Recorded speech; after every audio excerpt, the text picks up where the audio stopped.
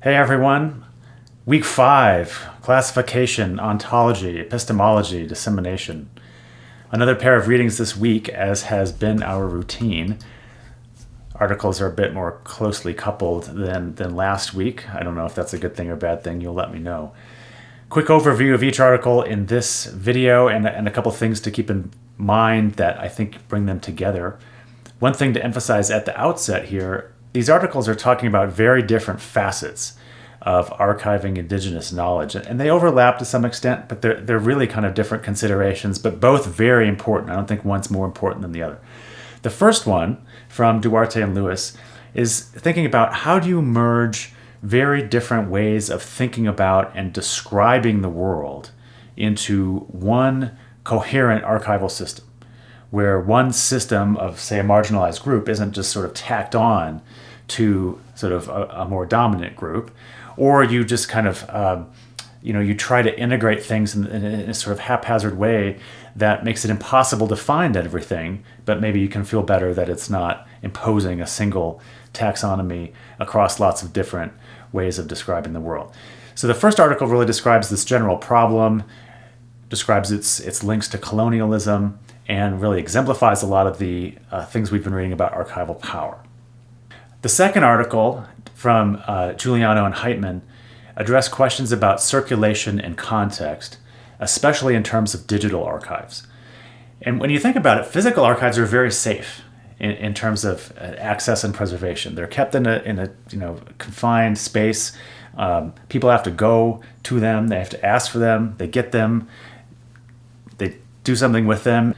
If you touch it too much, maybe you get in trouble. This happened to me a lot when I was doing research for my dissertation, having medieval books and manuscripts, stuff from the 13th, 14th centuries, just sitting right in front of you. It's crazy to think that the stuff survived. All the things humanity has done to itself and the planet in the interim. And here's this book. It's the same book that was written, 600-700 years ago. If you touch it too much, they come and tell you to stop, which is easy to do because it's a book. They go back on the shelf. People leave. It's very well controlled. Digital archives present a whole new range of problems and issues that have never really been a problem in physical archives, because images, text, stories, histories, and so on, they circulate outside of their intended context in the archive. They just go out and kind of do their own thing in the world. Now, on one hand, this is great, right? More people can see it, more people can learn about it, more people can discover it and find it. But it's also very dangerous because it's very easy for people to see images outside of the context, the archival context they're supposed to be in. And this can lead very easily to stereotypical readings and interpretations that work against the very reason for archiving stuff in the first place. The articles we've read in the past have focused on the Western archive and archivist. There's some of that in this week too, of course, but they're much more about archival relationships. And this is very important to keep in mind as you're going through both readings. They're about the relationships between people doing the archiving, which in both a physical sense and a technological sense, and the owner/creator of the stuff that's being archived. There's a regular weekly reflection due this week, so that should feel pretty familiar at this point. One thing I want to say about those, you're all doing a fine job. I really have no complaints. Not true. I have one complaint, which I wanted to call your attention to, which is that many of you, and I've tried to indicate this in my comments that hopefully you're reading, tend a little bit or a lot too much towards the summary side of things. And you're kind of summarizing the articles to show me that you've read it.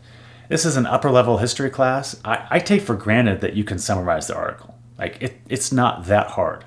And so I just assume you can do that. So I don't really want to read a summary of the article. I want to know what you thought about it. I want to know what you found most interesting and least interesting, and what you thought was a really compelling argument or what was not a good argument, or how this changes the way you think about archives or information or identity or memory or heritage or some of the other sort of things that we've talked about so far in the class. I want this to be kind of a conversation about your experience reading the articles and less about you summarizing it. This should make it more interesting for you to read other people's stuff too, and I hope you are. But when you see someone who's just summarizing, you don't really want to read it because you already read the article. You already know what's in it. But when you get someone's own take on it, then you kind of see it in a different light. You kind of think about your own interpretations a little bit more than you might have. So I think that's very useful. So I encourage you to please make it more of a journal, make it more personal. When you describe your reaction to the article and the general points and the examples and so on, it'll be very clear that you've read the article. It'll be very clear. Okay, so don't worry about that. But less summary and more reflection if that's possible. The key point for Duarte and Lewis is that understanding colonialism, and if you're not familiar with what that is, I'll explain it in a second, can help those in the field of knowledge organization, which is archivists and more recently data scientists, appreciate the power dynamics, we've been reading about power, embedded in the marginalization of indigenous peoples' materials through standardization. So when you have to make one kind of worldview and knowledge system fit into another one, stuff gets messed up. There's transformations, there's translations, stuff gets lost in the process. How can we be more aware of those? The title of the article references indigenous ontologies. So I think a brief explanation of what ontology is, if you're not familiar with that term, will be useful here. In general, it's a study of being, right? The Greek word onto means being, ology, study of being. It's concerned with what exists in the world. Now, this is a huge branch of philosophy that we're not going to get into, but I like to think of it operating at sort of three different levels here: the physical, the metaphysical, and sort of the philosophical. So on the physical level, we can ask questions like, does air exist? Now, I can wave my hands and feel the resistance. Of course air exists. Does it really exist, or is it really heuristic for saying that certain molecules are kind of spaced out in a certain way? And that we call that air. But is air really a thing in itself, or is it just these molecules spaced out? What's more fundamental? What really exists, and what do we just sort of say exists because it makes life easier, right? This is, in philosophical terms, called a nominalist versus a realist distinction. Does it really exist, or do we just have a word for a thing like air? Okay, so that's kind of a physical example. A metaphysical example might be quarks. Do quarks really exist? Supposedly the smallest bit of matter that we know about. It's hard to interact with quarks, as you might know. Are they physically real? We can certainly sort of think that way, or are they really just sort of mathematical constructs to explain measurements? That's kind of, to me, and that's kind of the metaphysical example. There's also more philosophical questions like, does happiness exist? Is that a real thing? Or is it just a word for a whole set of other constructs that we talk about? Does freedom really exist? Or is it kind of a lack of other things, a lack of oppression or something else? Do they really exist in their own right, or really do this refer to a set of systems? So ontology is the study of being, what really exists in the world. And so you can imagine that different cultures, different groups of people have different ontologies. They think things exist in the world a little bit differently, or they have different meanings. For our purposes, ontology is really about worldviews and origin stories, explanatory myths, histories, fables, etc. The kind of the difference between thinking of air as molecules floating around in space, or air as breath of the earth that we breathe in and gives us kind of a spiritual nourishment. Very different ways of thinking about the same kind of thing. And that's what indigenous ontologies is meant to make us think about, which is, how do other people with very different cultural worldviews, with very different sort of understandings of the relationship between people and the land, but between different kinds of people, how do they think about their knowledge of the world? We also read a lot about epistemology this week, another fancy Greek term for the study of knowledge. How do we know what we know? How do we learn about the world? There are different ways of understanding the world. We're very comfortable with sort of the scientific method. This idea that you constrain nature in certain ways, you devise experiments to get unambiguous measurements that answer questions about how things work. We're very comfortable with that epistemology. We're very comfortable with that way of producing knowledge about the world. That's one way of producing knowledge about the world. It's not the only way. I would say it's probably the predominant way that people use now.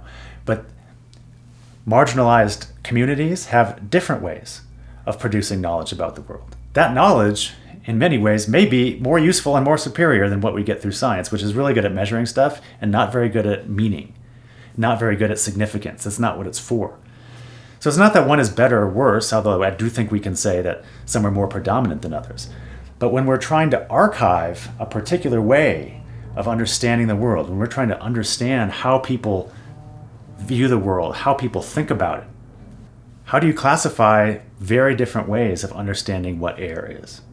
Or how do you classify different ways of creating knowledge about the world? There are over 600 distinct tribes within US political borders. Each one has different ontologies, stuff that exists, different epistemologies, ways of acquiring knowledge, rules about who gets to know it, languages, histories, myths, everything. How do you classify and organize different knowledge systems in an archive? If you have lots of archives, how do they work together to create a sense of cultural heritage? Does every community, every group, every family, every person get its own archive? Well, in a way that defeats the point of the archive, which is to create a uniform system. So you see what the problem is here. We want to be inclusive. We want to preserve things. We want to respect boundaries. But at the same time, you kind of need some organizing standardization that I referenced earlier. You need some principle that can sort of relate everything together. And it's an incredibly difficult problem. I mentioned colonialism before. That's the central actor, force, agency in the first article. How do archives continue to enforce colonial agendas? If you've taken other history courses that have talked about colonialism, there's lots in the UNM history department. This is obvious enough to you at this point. If you haven't, it may be a bit of a mystery. What does colonialism really mean?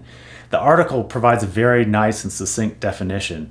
And it makes the point that colonialism, we tend to think of it as stereotypically as, conquering wild terrain. Explorers go, intrepid explorers, they're all white, they go and they find new lands, new to them, but, not new to other people.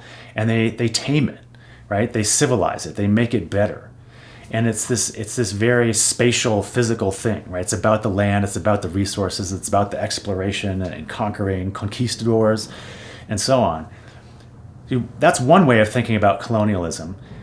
A far more important way and a more meaningful way is to think about colonialism as a set of relationships in which one social group continually and habitually, so there's a time element here, it's very important, one group continually profits by exploiting the living environments, bodies, social organizations of another group. Colonialism is distinct from exploitation in the sense that when we talk about something being exploited, it's usually temporary, right? Colonialism, on the other hand, is generation after generation after generation of subjugation, so that the profiting social group, the people who are doing the colonizing, begins to build social structures and institutions around themselves, like me, to support the belief in their superiority.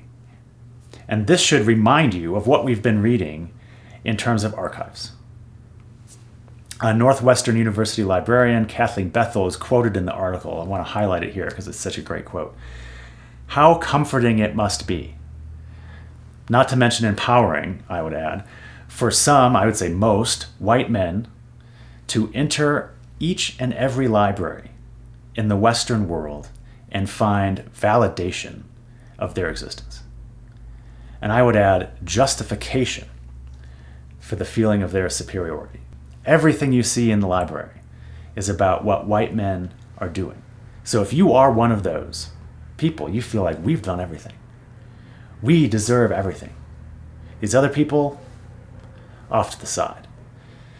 A function of the archive, as we've seen, right? So colonialism is subtle, insidious, and nearly invisible to most privileged citizens of a settler state. All the institutions, all the archives, all of the social structures are built to reaffirm that colonial power. So what can we do in archives? This is what the theme for the week is. What can archives do to work against this colonial power? As far as what we should be doing in creating modern archives, we should be adopting and including terms that reflect the experiences and the perspectives of the marginalized as a way of redressing colonial power. We have to figure out how to catalog, describe, relate ideas from one worldview in terms of an incompatible one. And this is, in a way, a very Herculean, impossible task. But it is one that we have to keep trying. So in order to do this is kind of how the first article ends. It's actually kind of in the middle of the article, but this is, in a way, what it's building up to. It's imperative that we maintain a two-way street in terms of indigenous knowledge archives. Westerners, Western archivists, need to step outside the normative expectations about how the documents written for, by, and about indigenous peoples ought to be organized according to the standard Western system. They need to give up the idea that they've got the system and they need to fit other stuff into it. And instead, these archivists need to recognize the reasons why indigenous peoples might prefer to develop their own approaches, or think creatively about how do you reconcile these different knowledge systems. Meanwhile, indigenous communities have to form partnerships for building systems, data architecture even, that reflect their own epistemologies and ontologies. That may seem obvious. Both of these points may seem totally obvious at this point. At this point in the class, I hope they kind of are obvious, but that is not how archives have worked. And these articles we're reading the last couple of weeks are really trying to get us to rethink, both from an archival perspective, but also just a general sort of population perspective of people who benefit from the power of the archive and are oppressed from the power of the archive. For this article, you can focus up to page 688. After that, you get a lot of details of different projects and so on. And so the particulars are less important than the broader questions of, in practical terms, how can we decolonize archives? And you get a sense of how difficult and how problematic it is. And you get a sense of what people are actually doing to address these issues. When you read through the examples, you may get the impression, as I did, that they seem almost trivial in some ways. And you can ask yourself, are these people really making a difference? Are these projects really improving the archive in a substantial way? And the answer may be no. But what's important is these are all a first step towards change. And these steps might be missteps. People might decide to go in a different direction. They realize something didn't work. That's fine. It's progress, right? There's no clear path forward that we just need to go down. We need to figure out where the path is. And we're going to sort of see how archives have been changing just in the last 10 years as we move on in the next few weeks of the class. The second article on indigenous data takes a different approach to thinking about the question of indigenous ontology and information. And it's really focused on the digital archive as opposed to the physical archive. Digital archives have a different set of problems that get outlined here that are worth a little bit of attention here. The first point it makes, I think, is worth emphasizing. Data. It's talking a lot about data. It talks about how different disciplines view data in different ways. That's pretty straightforward. One point I want to emphasize, data is not value neutral. There's no such thing as raw data. Like the data as it gets created embodies certain values.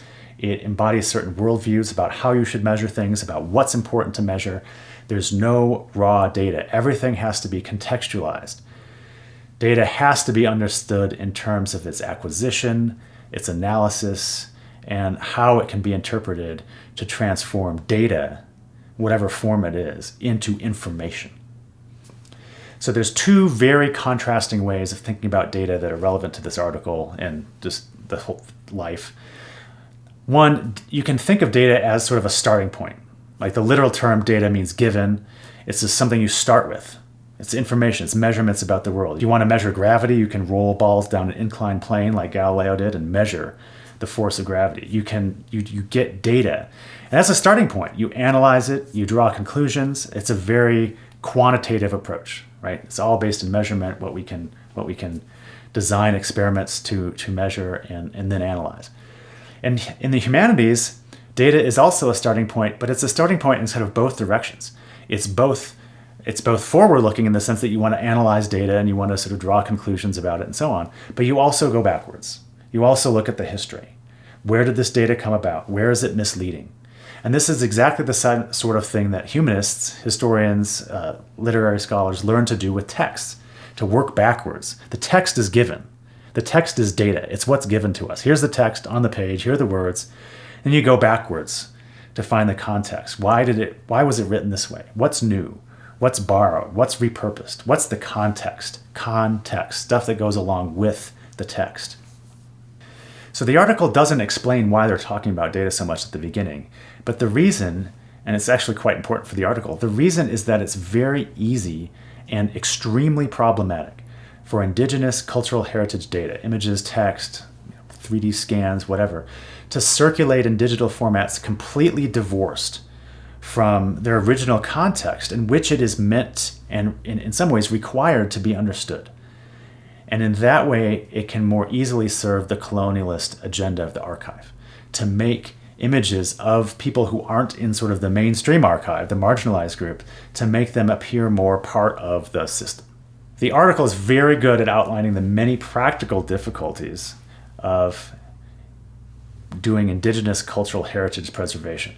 And the core issue, they don't mention this till about halfway through the article, but really keep it in mind from the beginning. The core issue here is identity politics.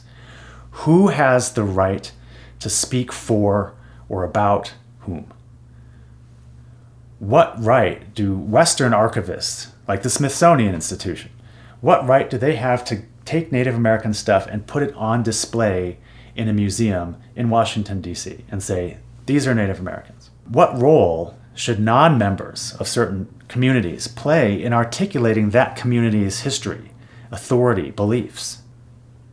One point about colonial archives not mentioned in the first article, but very much central to the second article, is that historical collectors who amassed analog archival collections in the late 19th century, where there's a lot of sort of archival efforts to document Native American and indigenous peoples, they were practicing what later would be called salvage ethnography. They saw Native Americans as sort of disappearing. They're losing their cultural histories. They're losing language. It's still a real concern. And they wanted to go out and capture as much as possible. So they embarked on a decades-long collecting effort. This started in the late 1860s, 70s, 80s, into the early 1900s. They wanted to capture as much as they could before it disappeared, before that culture was lost. And this is very much kind of an archival imperialism of sorts. And in some cases, forcibly extracting and taking, like stealing artifacts from tribal communities to say, we want to preserve this. This is really interesting and important to you, so we're going to take it so that it doesn't get lost.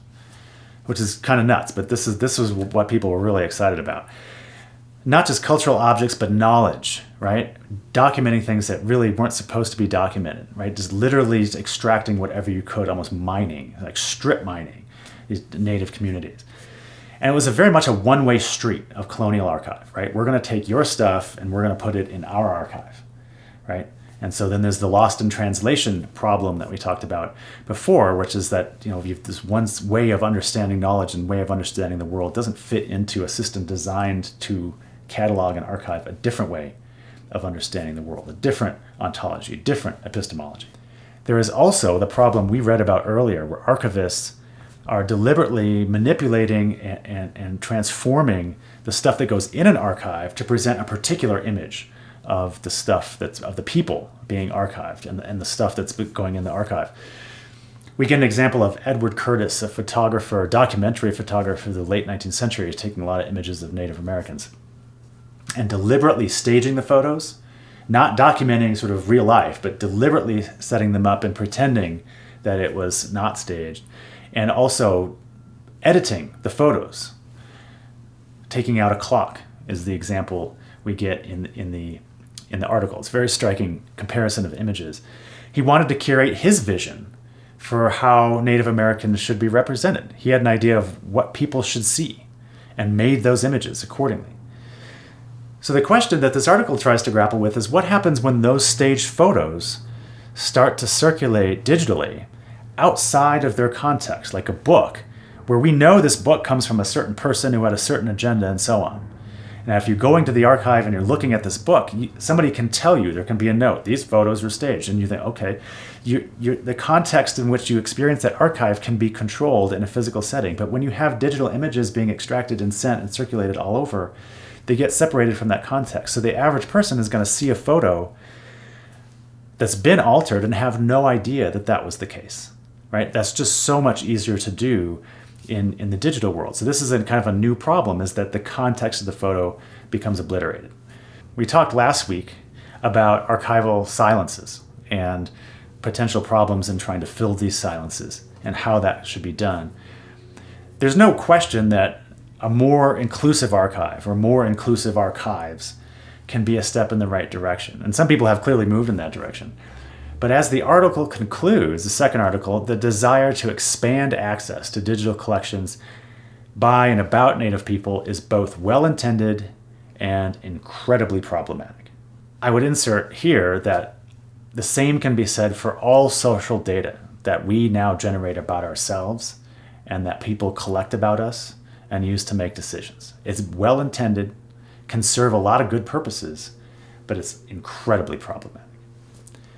So the second paper argues that the rhetoric and the practice of the open access data movement obscure both Native and Indigenous agency and sovereignty in determining the use of community materials.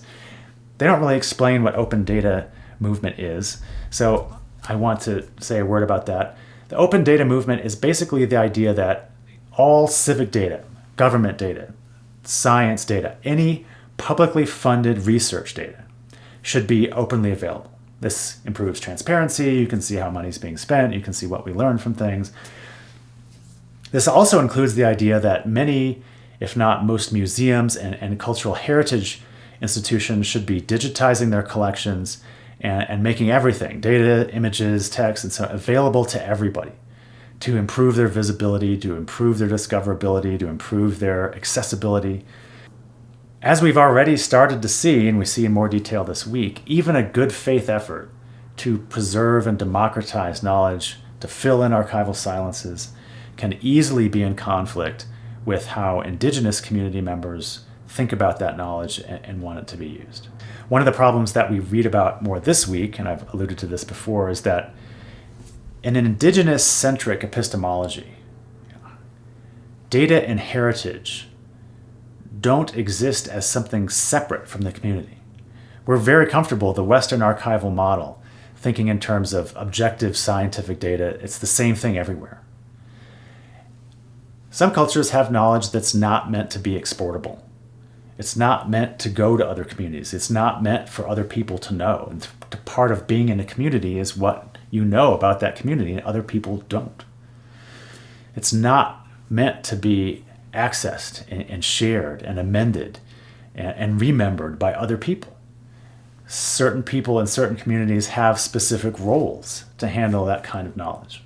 Two issues to keep in mind at this intersection of open data initiatives, let's make everything open and accessible, and Indigenous epistemologies that want to respect limits of what people can and can't know.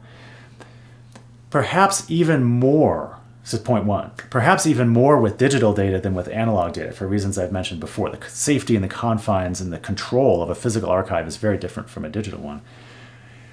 Ways of knowing and knowledge systems from Indigenous communities get forced into very Western data models. If you're going to make a digital sort of universe of stuff, you need a database. You need ways of classifying things. You need tags. You need labels. You need ways of sort of making everything the same, because that's what computers are really good at, doing the same thing over and over and over again, right? And being really consistent. So you're doing a lot of classifying and labeling to fit this very Western information architecture kind of model. It's a little counterintuitive to think that digital technology, which is supposed to be more flexible and more open and more transformable and modifiable than a physical filing system is, and in some ways it clearly is. But once you get a sort of a database architecture, once you've decided what the column names are going to be, once you decide what the categories are going to be called and how you're going to label things and connect things, when you start trying to add information that doesn't fit into that, what do? Like, where are you going to put it? Digitally, what other database is it going to go in? How do you change your existing one? When your existing database gets really complicated, making even a small change has all these repercussions that you have to work very hard to identify and figure out how to solve ahead of time.